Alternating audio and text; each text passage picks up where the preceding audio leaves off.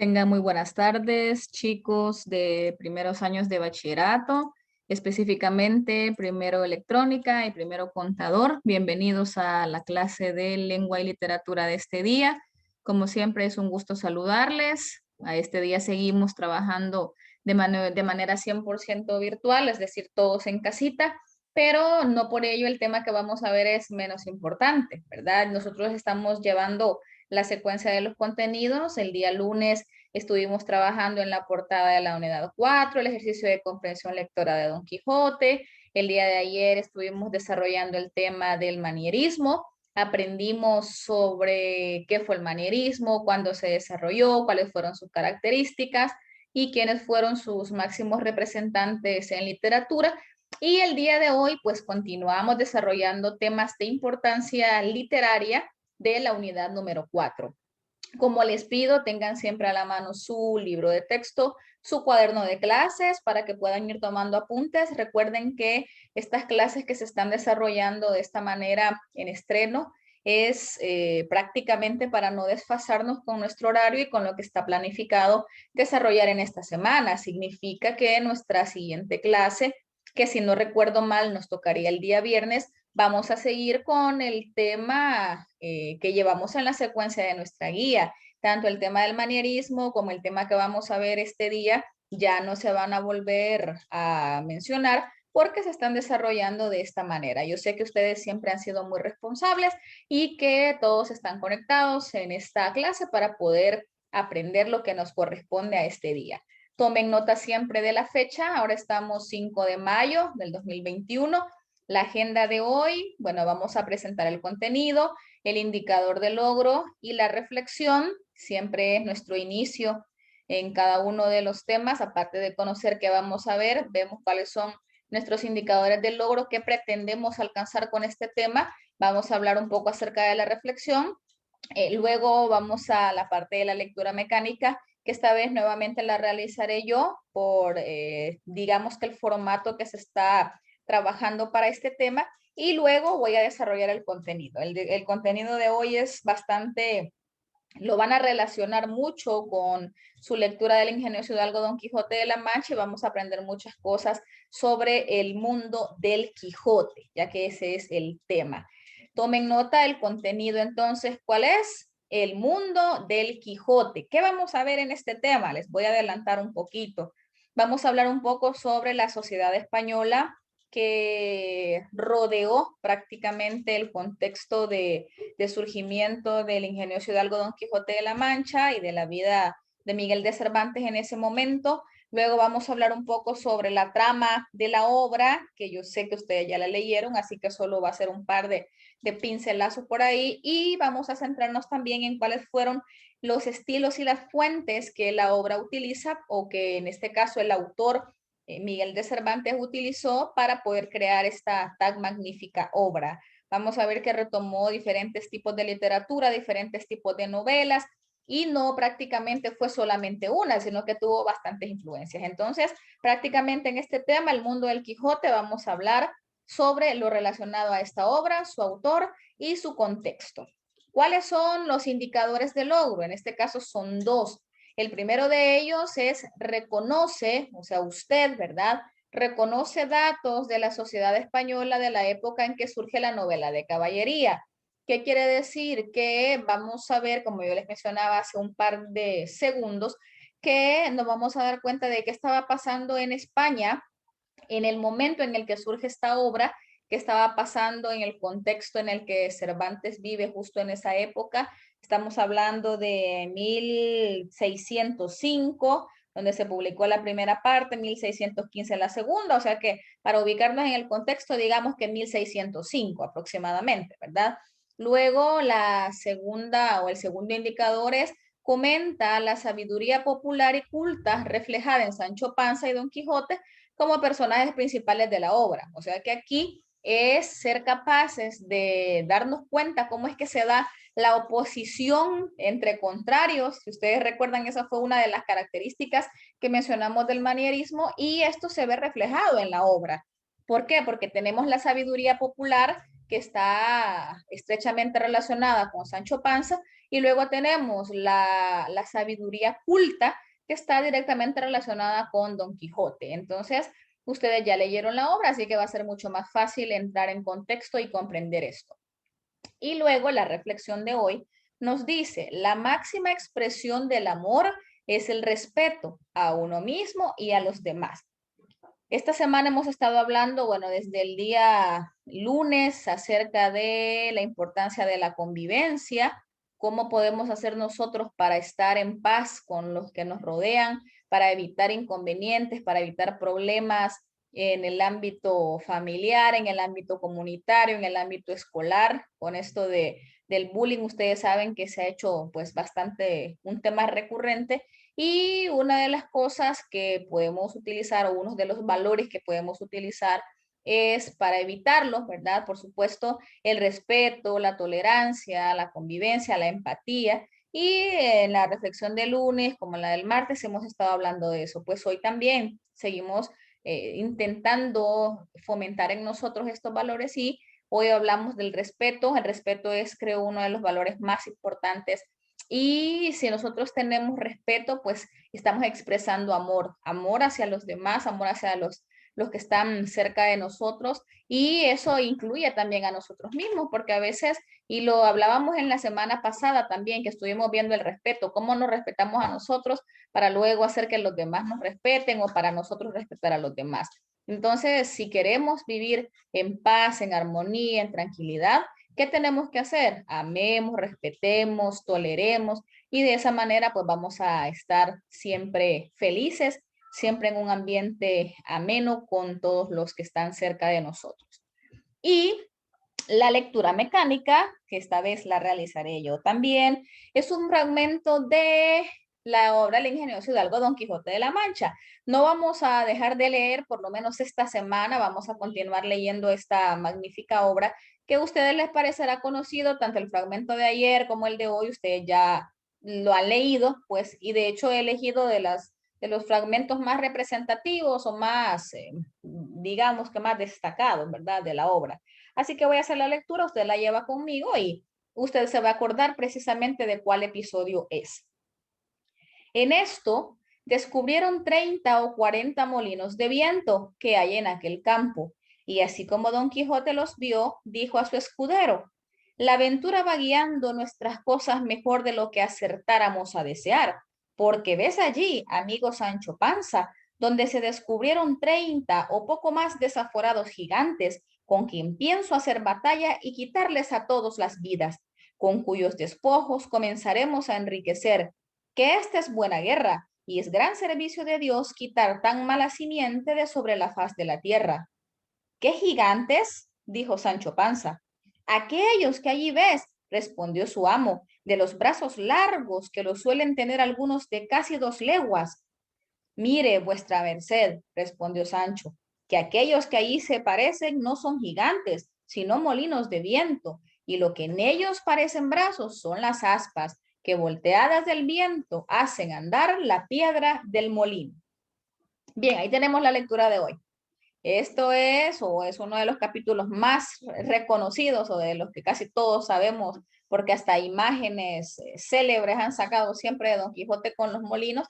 Y en este caso, pues ya sabemos qué es lo que sucede después, ¿verdad? Él está viendo gigantes, tenemos la parte de la locura, digamos, mientras que la parte de Sancho en este caso representa la cordura, representa la razón. Él le dice, mire, no, estos no son monstruos, en realidad son molinos. Y él, obviamente, Don Quijote, en su afán de buscar lucha, de buscar pelea, dice, no, esos son gigantes y yo voy a luchar con ellos. Ya sabemos cuál es el desenlace, ¿verdad? Él va a luchar y al final el que termina todo golpeado, pues es él y por supuesto Rocinante, pobrecito, siempre le iba mal también, pero al final él siempre se sentía orgulloso, se sentía como un caballero valiente que estaba dispuesto a nuevas aventuras. Así que ahí teníamos la lectura de este día. Y ahora comenzamos ya con el desarrollo de la teoría. Vamos a comenzar un poco hablando acerca de la sociedad española. ¿Sí? Si hablamos del mundo del Quijote, sabemos que vamos a hablar de la obra, pero algo que debemos empezar a conocer o con lo que debemos contextualizar es con la sociedad española de ese momento, ¿sí? Entonces, vamos a comenzar retomando, o voy a comenzar con la primera idea que yo les traigo aquí, y es que Miguel de Cervantes Saavedra, sabemos que Miguel de Cervantes Saavedra es el autor de la obra de Don Quijote. Él vivió y escribió en la España de los reyes, Felipe II, que reinó de 1556 a 1598, y Felipe III, que estuvo de 1598 a 1621. Una corona que pretendía lograr la hegemonía en Europa y en el mundo.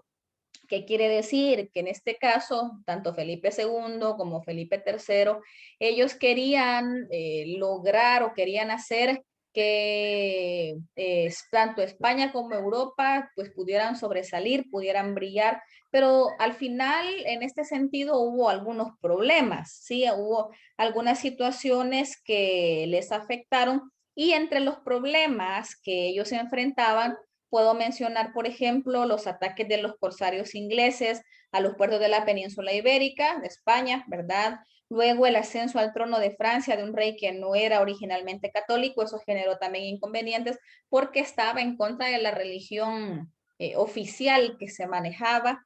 Luego las protestas en las Cortes de Madrid por un desgaste económico que estaba sucediendo y que esto fue generado por las guerras y eso generó que España no pagara sus deudas. Entonces, fueron cosas hasta cierto punto negativas. Luego también se dio un brote de peste que acabó con la vida de 500.000 de personas. Entonces, a Felipe II y a Felipe III las cosas se les volvieron difíciles, porque a pesar que ellos querían tener el dominio, el poder, de hecho aquí les tengo las imágenes, ¿verdad? No lo pudieron hacer de manera ideal como ellos pretendían. Entonces, en este caso, los contemporáneos de Cervantes, o sea, en ese momento los que estaban, incluyendo Cervantes, tenían la impresión de un cambio brutal de coyuntura en la política mundial y de que la monarquía española estaba en franca decadencia. O sea que se dieron cuenta por lo que yo les acabo de mencionar, que fueron problemas y que fueron situaciones negativas, ellos dijeron que lo que tenía que pasar o lo que debía suceder era hacer un cambio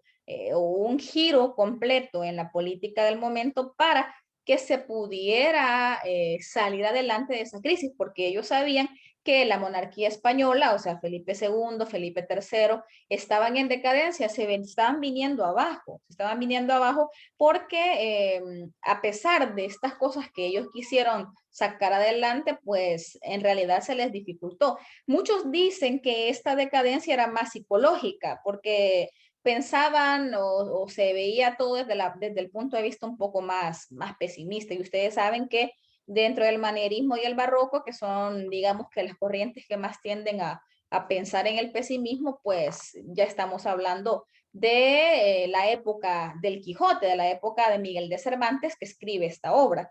Luego también entre los ciudadanos, o sea, entre las personas, entre la sociedad en general, se dejó de pensar o se dejó de utilizar o dejó de predominar una mentalidad caballeresca. ¿Qué quiere decir? Que estos valores de la nobleza, estos valores de un caballero valiente, honorable, fuerte, que ponía a Dios ante todo y el ideal de su dama ante todo para salir adelante, pues dejó de existir, ¿sí? La mentalidad caballeresca se viene abajo y lo que empieza a predominar son los valores de la nobleza, o sea, por ejemplo, la parte de los protegidos y los desprotegidos, si lo vemos así, por ejemplo, el pobre, el noble, el pícaro, son personajes que llevaban una vida de ocio, o sea, totalmente ajeno a lo que la novela de caballería se tenía pensado o que el ideal caballeresco había establecido.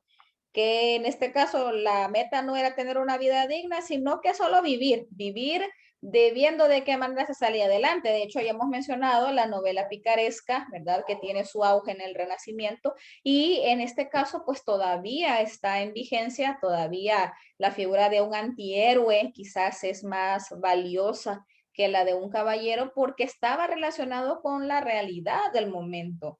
Sí, ya no estábamos ante una sociedad idealista, sino que más bien realista en la que, bueno, ni modo, el pícaro tiene que ver cómo hace para sobrevivir a costa, aunque sea de los demás, y pues si lo logra, bien por él, y si no, pues ni modo, ¿verdad? Nadie estaba dispuesto a ensuciarse las manos trabajando. Fue una sociedad desmoralizada completamente porque nadie confiaba en nadie, no querían trabajar, cuando se podía hacer un pícaro y aprovecharse de los demás. Entonces ahí es donde empieza una sociedad a tener esa efervescencia, esos conflictos que ya sabemos que se terminan de acentuar y que se terminan de potenciar en el barroco, ¿verdad? Con la parte de ya entrar en una crisis ya bien fuerte, que era lo que estaba empezando a pasar en este momento que estoy explicando ahorita, que justo es la coyuntura o que justo es el contexto que rodea a la obra de Don Quijote y obviamente a la vida de Cervantes en ese momento. Vamos a hablar un poco de la vida de Cervantes. ¿Por qué vamos a hablar de Cervantes? Porque al hablar de la sociedad española de ese momento y al hablar de la obra del ingenioso hidalgo Don Quijote de la Mancha, se tiene que hablar del autor, porque hasta cierto punto la influencia o lo que sucedió en la vida de los autores, pues también influye para cómo escriben sus obras o qué plantean en sus obras. Entonces hay algunos rasgos biográficos que vamos a ir viendo así como bien puntualitos, ¿verdad? Bien específico. Si usted quiere ir luego, y de hecho ustedes ya hicieron su ficha de Don Quijote, así que la biografía de Cervantes usted ya la ha escuchado, ya la ha leído, ya la ha escrito en su ficha, así que no está del todo distante o no será del todo wow, qué novedad. Para comenzar, tenemos que saber que Miguel de Cervantes nació en 1547 en Alcalá de Henares, esto es en España, ¿verdad? Él fue un dramaturgo, un poeta español y tuvo bastantes situaciones complicadas. Por ejemplo, cuando él tenía 5 años, su padre fue encarcelado, él aún era un niño. Sabemos que a los 5 años pues todavía somos indefensos. En este caso, su padre fue encarcelado por motivos financieros. A los 19 años, él se mudó a Madrid, de Alcalá de Henares, ¿verdad? Donde él había nacido, se mudó a Madrid. A los 20 años publica su primera obra conocida, la primera, digamos, que destaca o que fue tomada en cuenta, y fue un soneto dedicado a la reina Isabel. Aquí es donde empieza quizás un poco ya a sobresalir. Imagínense a los 20 años, estamos hablando que él estaba súper joven, estaba súper joven. No podemos decir que la fama de Cervantes o que la literatura de Cervantes empieza con el Quijote, no. Cuando él escribe el Quijote ya tenía varias obras anteriores y que de hecho ya las vamos a mencionar. Luego, en 1571, durante una batalla que se conoció, que se llamó la Batalla de Lepanto, él recibe 2 disparos, uno le dio en el pecho, otro le dio en su mano izquierda. En este sentido, él pierde la movilidad en su mano, en su brazo, y por eso es que uno de los apodos o uno de los nombres que por antonomasia se le da a Miguel de Cervantes es el manco de Lepanto. Un manco es alguien que no tiene habilidad en una de sus manos, que no la puede mover, ya sea porque ha tenido algún accidente, algún problema y obviamente no la puede utilizar, ¿sí? Para hacer sus actividades. Entonces, de hoy en adelante, cuando usted escuche hablar del manco de Lepanto, automáticamente tiene que saber que es Miguel de Cervantes y que lo que le pasó fue que en una batalla, pues recibió un disparo en su brazo y que eso le impidió poder tener movilidad en ella, ¿verdad? Luego tenemos que a los 28 años es hecho prisionero por los musulmanes. O sea que aquí, pobrecito, él le fue mal porque lo tomaron como prisionero. Estando prisionero, él escribe poesía. O sea que a pesar de las dificultades, de los problemas de estar encerrado por los musulmanes, en este caso, para comenzar, y se lo llevan a un lugar que se llama Argel. Él estuvo ahí y ahí escribió poesía. Luego fue rescatado por unos sacerdotes en 1580. Tuvo esa suerte porque él había intentado fugarse. Tuvo 4 intentos de fuga, pero al final siempre le iba mal porque cuando lo agarraban otra vez le volvían como a ser más fuerte o a prolongar más su condena y eso obviamente no era positivo. Pero al final lo pudieron sacar por las buenas. Unos sacerdotes lo rescatan en 1580, o sea, él sale, regresa a España, escribe sus primeras comedias y luego publica La Galatea. Esta es otra obra bastante conocida de Miguel de Cervantes. Si pueden tomar apuntes o anótenla. La Galatea la publica en 1586. Al siguiente año él es excomulgado porque se decía que había embargado el trigo de varios religiosos. Luego es libre otra vez, solicita la corona que se le conceda trabajo en América, no se le da. Recuerden que estamos en este contexto, ya se había descubierto, ya se había conquistado y colonizado América, entonces él quería venir a trabajar a estos territorios, ¿verdad? Ya sabemos, al territorio americano, pero no le dieron el permiso, así que nunca pudo viajar, nunca pudo venir hasta acá, se quedó siempre en España. En 1592 regresa a la cárcel otra vez por lo del trigo que había robado o que se decía que él había robado. Algunos pueden decir que quizás fue falso, otros pueden decir que fue cierto. Lo cierto es que en la biografía de él pues se maneja que sí lo hizo. Sabe Dios si en realidad eso fue cierto, pero se maneja como parte de su biografía porque estuvo preso otra vez en 1592, regresa a la cárcel, luego es liberado otra vez bajo fianza, o sea, vuelve a salir. Luego, ¿qué sucede después? En 1595 él gana su primer certamen de poesía. Aquí ya empieza, digamos que a escribir quizás con un poco más de experiencia, con un poco más de conocimiento, experiencia literaria, quizás se dedicó a estudiar un poco más, a conocer más de gramática, de recursos estilísticos y obviamente también su vida, sus revuelos que tuvo, sus idas a la cárcel, sus viajes, cuando fue tomado prisionero, todas esas experiencias también influyen en que él pudiera escribir. Entonces él gana ese certamen en 1595, luego lastimosamente queda en bancarrota, fue encarcelado otra vez por sus acreedores, o sea, por todos a los que él les debía, estaba bien endeudado y no podía pagar, obviamente si no tenía dinero no podía pagar, volvió a estar preso. En 1605 publica El ingenioso hidalgo Don Quijote de la Mancha, o sea, la primera parte. Está este año importante, 1605, se publica ahí la primera parte de esta obra.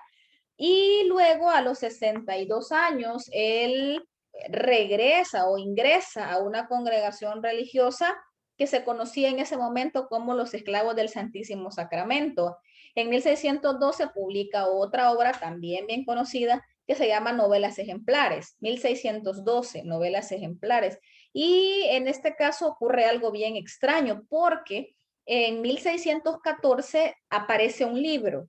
Este libro que aparece en 1614 se llamaba El segundo tomo del ingenioso hidalgo Don Quijote de la Mancha, pero no lo había escrito Cervantes, sino que lo había escrito alguien llamado Alonso Fernández de Avellaneda.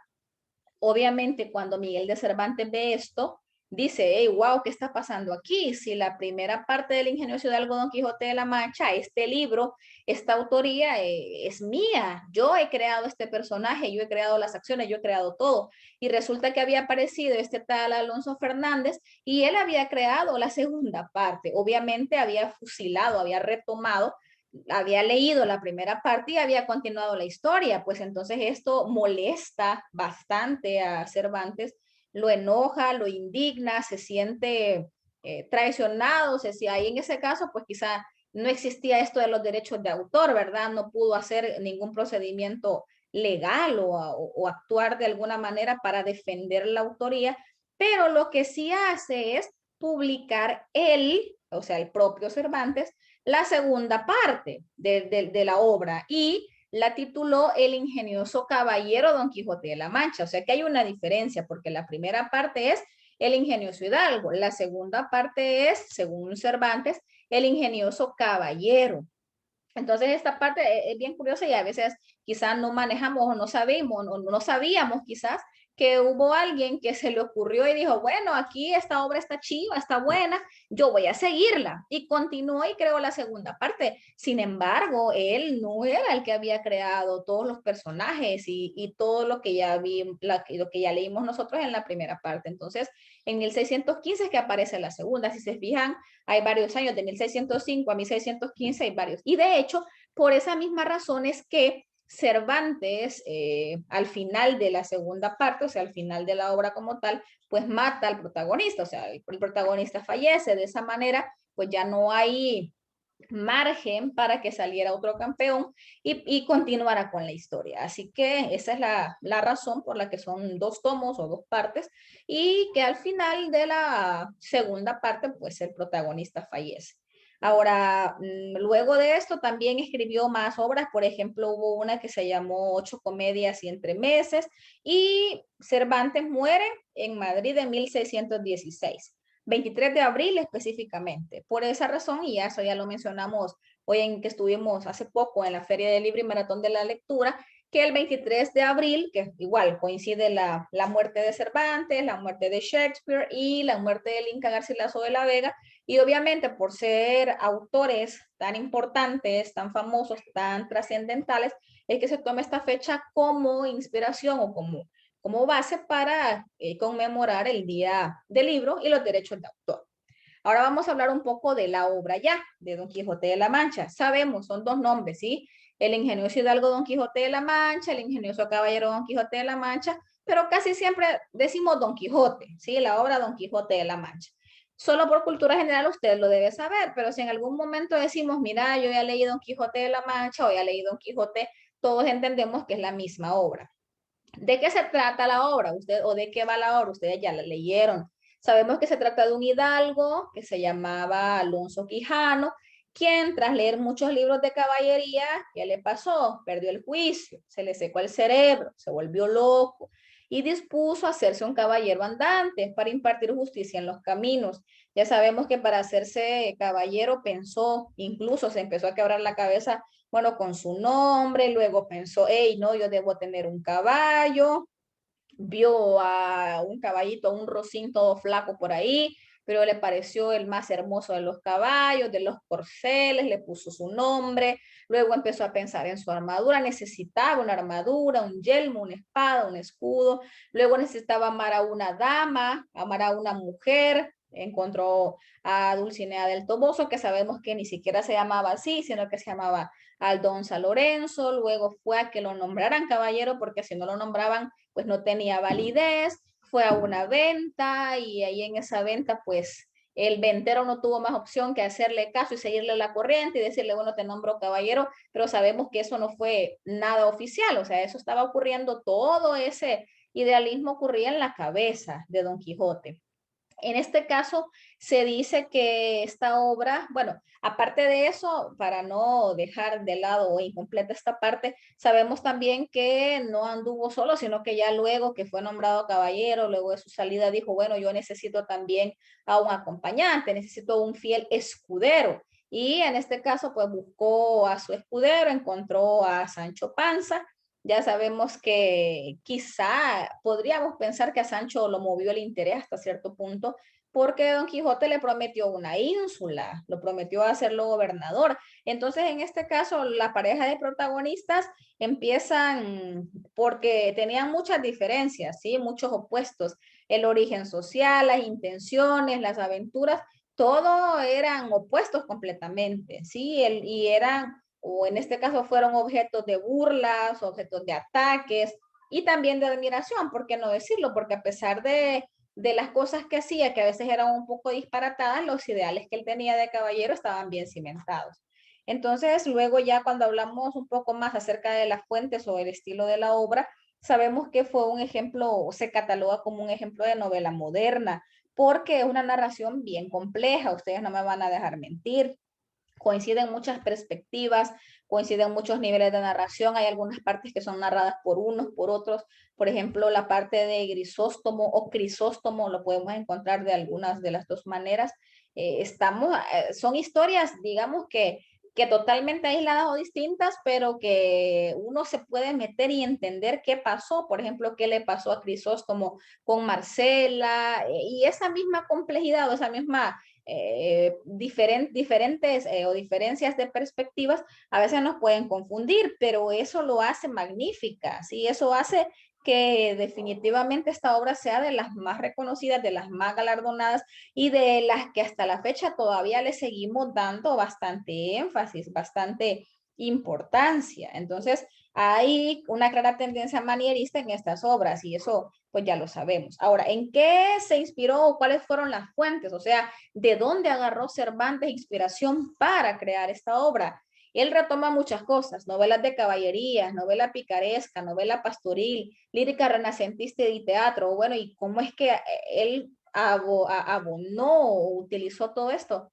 Pues podríamos atribuir y pensar claramente que le gustaba leer, o sea, porque un buen escritor también es un buen lector, porque nutre su conocimiento, nutre sus experiencias, porque abre y dispersa sus pensamientos y su mente. Entonces, las novelas de caballería quizás fue la que más podemos notar, porque incluye batallas, incluye prácticas, incluye valores de caballero como el amor cortés, el idealismo, creer en seres fantásticos o ver seres fantásticos donde no los hay, predomina un lenguaje grandilocuente. Y hay algunos críticos literarios que atribuyen o piensan, y de hecho así es, que esta obra Don Quijote de la Mancha es una sátira a las novelas de caballería, es una burla. Por esa razón muchos dicen que esta obra fue la que puso fin a las novelas de caballería, porque después de esta ya nadie creyó en los caballeros reales. Sí, por ejemplo, el mío Cid, que fue un caballero, wow, ustedes, bueno, el grupo que le corresponde leer esa obra, en algún momento nos la va a explicar y nos vamos a dar cuenta que el mío Cid fue un caballero real, digamos. En cambio, Don Quijote fue un caballero, pero él fue caballero porque estaba loco, o sea, porque su mente o porque su razonamiento estaba disparado por otro lado. Entonces, eso marcó el final de la novela de caballería, porque la gente dijo, bueno, entonces todos los caballeros están locos y en realidad no existe. Luego tenemos la novela picaresca. ¿Cómo es que tiene algo de picaresco la obra Don Quijote? Lo que sucede ahí es que relatan las penas y las aventuras de más de algún personaje, sobrevivir para lograr sus objetivos por medio de la astucia. Es frecuente el uso del habla popular, la violencia, la crueldad, la ironía. Y en eso también se puede ver, en algún momento Don Quijote fue pícaro, fue listo, de alguna manera o de otra, él veía cómo hacíamos para sobrevivir. Sancho, ¿por qué no decirlo también? Porque él se fue porque pensaba que iba a obtener algún beneficio y dijo, bueno, me van a dar una insulita por ahí, una isla, me va a servir y yo voy a ser gobernador. De la novela pastoril también hay muestras o rasgos retomados en la obra de eso. ¿Qué había en la novela pastoril? Ahí lo que hay, o la novela pastoril se reconoce porque son relatos en lugares remotos o en lugares o en paisajes solos y que se habla mucho o que se demuestra el amor por la naturaleza, por sus criaturas, se elogia una vida sencilla, el amor puro, la honestidad. Y aquí tenemos, por ejemplo, muchas partes en las que se menciona o en las que hay amores que pueden ser correspondidos o no dentro de la obra. Crisóstomo y Marcela son uno de ellos, ¿verdad? Ya sabemos que fue una triste historia la de Crisóstomo y que pues no tuvo un desenlace muy bueno, lastimosamente, por amor a Marcela, un amor que nunca fue correspondido. Y la lírica renacentista, porque hay fragmentos poéticos que expresan sentimientos de los personajes. Y en el caso de teatro, ¿qué se puede ver de teatro? Si bien es cierto, no es una obra dramática, ya sabemos que no fue escrita para ser representada, pero sí hay diálogos. En la obra hay muchos diálogos y estos diálogos se representan o se reflejan con dramatismo, con comedia, con sátira y claramente se ven muchas de las cosas que hablan los personajes, porque si es cierto, es narrativa, lo sabemos perfectamente, pero se va complementando con el estilo directo en el caso de los personajes cuando dialogan entre sí, cuando hablan entre sí. Por ejemplo, en la lectura mecánica de hoy nos dimos cuenta que hay diálogos, porque Don Quijote dice algo, Sancho le responde, Don Quijote vuelve a retomar la palabra, Sancho le responde, y obviamente no solo entre ellos dos, hay muchísimos diálogos, muchísimos, desde que la obra pues comienza, hay muchas intervenciones, que la ama, que la sobrina, que el cura, que el caballero de los espejos, bueno, Sansón Carrasco, para hacerlo ya más general, que fue el de los espejos, que fue el de la Blanca Luna y que al final siempre tuvieron un montón de encuentros. Entonces, lírica renacentista es la parte de los fragmentos poéticos y el teatro es por los diálogos. Entonces nos damos cuenta, chicos, y ya para ir finalizando, que esta obra es increíblemente completa. Completa en muchos sentidos, porque refleja aspectos de la sociedad del momento, por supuesto, porque refleja aspectos de la corriente del momento, o sea, el manierismo, y esas características las vimos ayer, y porque retoma muchas fuentes literarias que ya estaban establecidas y que las recrea de una manera extraordinaria, porque yo les puedo decir, vaya, vamos a hacer un texto y les doy, vamos a utilizar esto, pero a veces puede tornarse muy difícil cómo conjuntar o cómo unir o cómo mezclar estas cosas sin que se pierda la coherencia, sin que se pierda el orden, sin que se pierda el interés. Entonces, he ahí la importancia de esta obra en la literatura universal y también pues que nosotros sepamos un poco más acerca de la misma obra y por supuesto de su autor. Y prácticamente pues con eso finalizamos. Ahí tenemos la sorpresa de que ya hemos terminado el contenido y el apoyo del libro de texto siempre está. ¿Qué páginas del libro vamos a leer o vamos a utilizar para estudiar para nuestro examen? Aparte de esta explicación, por supuesto, de esta presentación, páginas 108, 109 y 110. Les invito a que anoten estas páginas para que usted vaya llevando la secuencia y después no nos perdamos en el hecho de decir ¿y qué tengo que estudiar o qué tenía que estudiar? Yo sé que ustedes son muy responsables, lo han demostrado hasta el momento, entonces vamos a seguir siendo ordenados y organizados en este sentido. Así que, chicos, hemos terminado la clase del día de hoy y nos vemos en la siguiente clase que nos corresponderá el día viernes y es así, ya estaremos de manera presencial, ya nos veremos en el cole y vamos a continuar y esta vez hablaremos acerca de Shakespeare y las pasiones humanas. Ya vamos a dejar de hablar un rato de España y nos pasaremos a Inglaterra para darnos cuenta también, así como lo hemos hecho, de cuál es la trascendencia y la importancia de Shakespeare y cómo es que lo seguimos o por qué es que lo seguimos manteniendo y estudiando hasta nuestros días. Así que les deseo una feliz tarde, cuídense mucho, pongan siempre atención para todas sus clases, descansen en la medida de lo posible, lean, hagan sus tareas y ya verán que todo les irá saliendo bien. Gracias por su atención a esta clase y que tengan un feliz resto del día.